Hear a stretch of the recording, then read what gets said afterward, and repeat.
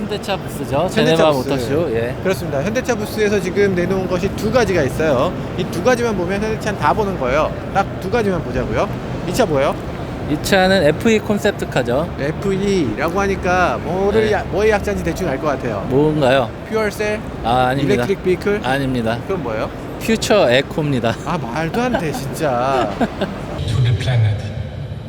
A deep connection to the water.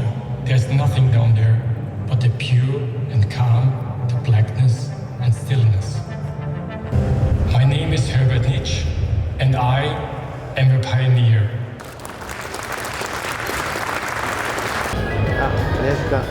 예. 오랜만이네. 예, 오랜만이십니다. 예, 많이 취재하셨어요? 예, 뭐 예. 재밌게 하고 있어요. 예. 오늘 근데 뭐 저 현대차가 오늘 내놓은 거 보니까 수소연료 전지차 또 다시 내놨던데 이 미래 전략이 수소연료 전지예요, 전기차예요? 아니요, 아시는 것처럼 저희가 단기적으로는 전기차가 메인으로 가는 거고 네, 수소차는 저희 미래 기술 전략으로 네, 보여주는 건데 이번에 이제 내놓은 이유는 제가 평창 올림픽 때 네, 저희 수소차를 전시를 할 거거든요. 네, 저건 이제 컨셉하고 네네. 저거에 조금 더 저희가 양산에 다듬어가고 가까운? 양산에 가까운 차를 저희가 현재 프로젝트 코드는 FE인데 네, 오늘도 FE 컨셉카라고 이렇게 얘기했잖아요. 네네.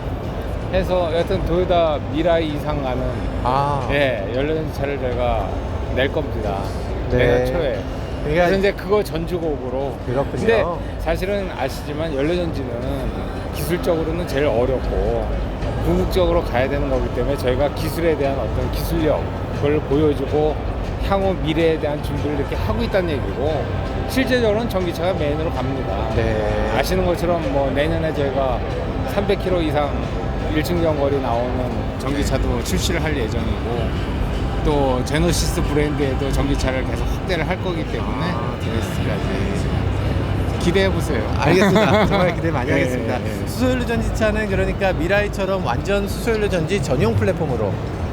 아, 그렇죠. 지금 이제 저희가 아이오닉의 플랫폼 갖고서는 이제 하이브리드, 플러그인 하이브리드 전기차 정비를 했지만 이제 수소차는 이름은 뭐 설사 아이오닉을 쓴다 하더라도 플랫폼은 조금 이제 다른 양상으로. 왜냐면 특이성이 있기 때문에 네. 수소 탱크를 저장을 해야 되고 스택을 또 저희가 장착을 해야 돼서 그게 커지는군요, 그 부분이. 예.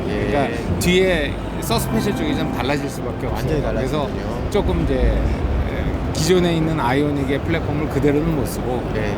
좀 수정을 해서 연료전지에 네. 맞게끔. 그렇군요. 그리고 차 사이즈 좀 커요. 아무래도 아이오닉보다. SUV 느낌이 나는 예, 그런 예. 그러니까 모양으로 저희가 돼 있더라고요. SUV까지는 아니고 이제 CUV에서 SUV의 중간. 네. 그 정도로 지금 내려고 생각하고 있어요. 이제 뭐 OS 나올 텐데 OS도 이제 하이브리드로도 나오게 되겠죠? OS가 하이브리드보다는 전기차가 먼저 나옵니다. 전기차로. 그게 이제 근데 4AWD 같은 경우, 그 EAWD 같은 경우에 그게 OS에 최초로 달릴 텐데 그것도 전기차로. 아, 그거는 아직은 좀 얘기 드리기가. 알겠습니다. 예, 알겠습니다. 나중에 또 한번 여쭤보겠습니다. 예, 예. 정말 론칭할 때 그때 또 뵙겠네요. 예, 예. 알겠습니다. 예. 정말 고맙습니다. 예, 뵙겠습니다. 네, 현대차의 모든 친환경차의 전략을 담당하고 계신 이기상 상무였습니다. 현대차의 친환경차에 대한 정말 100%를 다 저분이 담당하세요. 저기 보면 가운데 디스플레이가 약간 커브드예요. 최근에 LG가 저 커브드 디스플레이를 내놓으니까 자동차 회사들이 다 컨셉트카에 저걸 넣었어요. 네. LG가 뭐 잘하고 있는 부분 중에 하나인 것 같아요. 지금 현대차가 투싼 iX를 기반으로 네. 한 수소 연료 전지차를 만들었잖아요. 네. 근데 내년에 완전 새로운 수소차 전용 모델을 내놓기 전에 그 컨셉트, 스터디 컨셉트로 해서 내놓은 차가 이 차인 거예요. 그렇죠. 그러니까 기존까지는 수소 연료 전지차를 새롭게 만든 게 아니라 그렇죠. 투싼의 일부분을 떼내고 거기에 그렇죠. 집어넣었다 보니까 이 무거운 차체를 그대로 유지해야 되고 뭐 이런 어려움들을 갖고 있었어요. 그러니까 어쨌든 기존의 전용 플랫폼이 아닌 차를 가지고서 만들려면 어려움이 있으니 네. 이 전용 플랫폼을 한번 만들어 보자 하고 스터디를 한 건데 스터디를 그렇게 잘한 것 같진 않아요. 너무 내년에 나온다는 거에 대한 스터디 치고는 너무 좀 허무맹랑한? 네. 예, 너무 아니 허무맹랑하고 멋있으면 괜찮아요. 근데 허무맹랑하고 멋도 없어. 이걸 지금 멋이라고 지금 이렇게 왜요? 이 만들었나? 부메랑 모양의 아주 조잡해요. 정말 제가 본 이 모터쇼에 나온 모든 컨셉트카 중에 제일 못생겼습니다. 정말 단언컨대 제일 못생겼어요. 그래도 어쨌든 스터디 개념으로 요런 네. 앞으로 요런 차도 비슷하게 내놓을 거야라는 뭐그 정도 수준으로 보면은 뭐 여러 가지 방향성을 알 수 있는 것 같아요. 약간 이 외곽선만 보자 이런 의미에서 네. 만들어진 것 같죠. 그리고 솔직히 외관보다는 실내가 조금 더 이 차의 포인트가 되지 않을까. 맞아요. 실내는 뭐 어떤 식으로든 저게 뭐 현실에 조금 반영될 수 있는 부분이 있는 것 같아요. 그리고 외관도 사실은 현실에 반영될 가능성을 놓고서 이렇게 만들었다고 하면 실루엣 자체는 되게 실루엣은, 평범하죠. 예, 예. 실루엣은 이게 가능한 예. 실루엣인 것 같거든요. 그래서 뭐 어떤 라인을 좀 길게 뽑는다 이런 정도, 그리고 약간 둥글둥글한 디자인을 한다 뭐 이런 정도, SUV의 어떤 비례를 갖고 있다 이런 정도는 누구나 알 수 있는. 현대차가 이게 게임 체인저 역할을 하는 미라이 같은 네. 그런 차를 안 만들었잖아요. 그러니까 주도권을 투싼 IX로 먼저 수소차를 먼저 했지만 뺏긴 느낌. 그래서 늦게나마 이렇게 전용 모델을 만들면서 좀 새롭게 접근을 하는 것 자체는 뭐 필요한 네, 일인 것 필요한 같습니다. 일입니다. 아, 원래 너무 소극적이어서 좀 네, 조금 더 네. 투자해도 될 법해요. 수소라는 그런 새로운 그런 형태의 차를 만든다면, 그쵸. 그러면 그만큼 이 외관이나 이 방향성도 새롭게 그쵸. 딱 봤을 때 저건 굉장히 새로운 거구나라고 느껴야 되는데, 이거는 사실 기존에 있었던 차하고 뭐가 다른지 모르겠는 그런 차의 컨셉트이기 때문에 이거보단 조금 더 써야 된다고 생각됩니다. 지금 이거 i30잖아요. 저 i30 탈 때마다 이 얘기를 하는데, 예. 제네시스도 그렇고 i30도 그렇고 여길 이렇게 깎았어요. 근데 이렇게 각을 주면 어떻게 되냐면 햇빛이 반사되면 운전자의 눈으로 딱 들어옵니다. 아, 굉장히 눈부셔요 이게. 아, 아무튼 어쨌든 이 차는 그게 새로운 게 아니라 이 뒷부분이 새로운 거죠. 엉덩이가 길어졌죠. 그러니까 리어 오버행이 25cm 정도, 25cm면 거의 한 뼘 정도 조금 좀 넘는 정도. 그만큼 정도 늘었는데 이만큼 늘었다. 그만큼 늘었는데 솔직히 뭐 i40 외관도 그렇게 나쁘지 않았거든요, 디자인이. i40 외관 정말 좋았죠. 예, 잘 나왔죠. 근데 이게 디자인 문제가 아닌 거죠.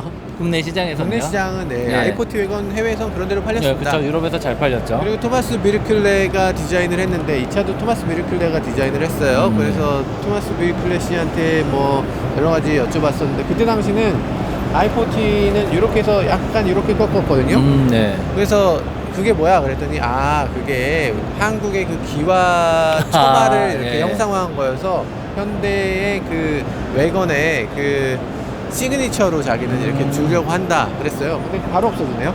별로 성과가 안 좋았던 것 같아. i40가 별로 성과가 안 좋았던, 미르클레도 포기한 디자인, 그런 것 같습니다. 나머지 부분은 뭐 어쨌든 i30가 생각보다 잘 나온 차고, 실제로 이 차 운전해보면 깜짝 놀랄 정도로 좋아요. 초기 1세대는 정말 좋았고, 네. 2세대에서 조금 조금, 망가졌는데 3세대에서 다시 돌아왔어요. 네, 그쵸. 정말 좋아요. 근데 i30 판매량은 점점 줄어들고 네. 신차가 나왔다는 게 무색할 정도로 판매량이 바닥을 기고 있는 데다가 나왔는지 몰라요. 예, i40까지도 이제 점점 점점점점 이렇게 사라지고 있는 그렇죠. 단계여서 국내에 이 차가 들어올 가능성은 거의 없지 않을까. 거의 없긴 합니다. 네. 근데 굉장히 웃기게 현대차가 i30는 그렇게 광고도 하지 않아요. 잘 팔려는 마음 자체가 없어요. 왜냐면 해치기 때문인가요? 일부러 그런 광고를 했나? 아무튼 해치기 때문에. 현대차가 해치백에 대해서 그렇게 뭐 약간 뭐랄까 이렇게 그 붐을 일으키려는 그런 마음을 안 갖고 있어요. 왜냐면 해치백 시장으로 들어가면 다시 처음부터 싸워야 되거든요. 유럽 해치백의 전통 강호들하고 싸워야 되는데, 만약에 우리나라 해치백 열풍이 분다? 그럼 골프가 잘 팔리게 돼요, 결과적으로.